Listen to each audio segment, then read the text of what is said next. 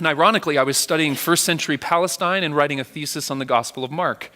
But I was having a really hard time believing the way that I always had.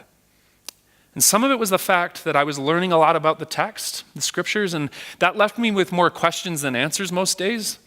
And some of it, too, was the fact that in many ways my faith hadn't been built for living in the real world of my inadequacy and my failures and my disappointment. And what I've found excruciatingly over time is that the longer I journeyed with my doubts, and the longer I let the Psalms come along for that journey, I started to see how my fear and my failure to believe weren't so unwelcome in God's story.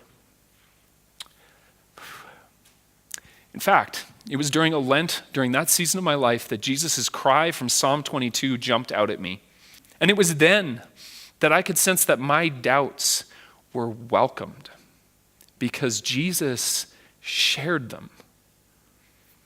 And this is why Jesus coming to Thomas needs to shape the way that we think and talk about resurrection.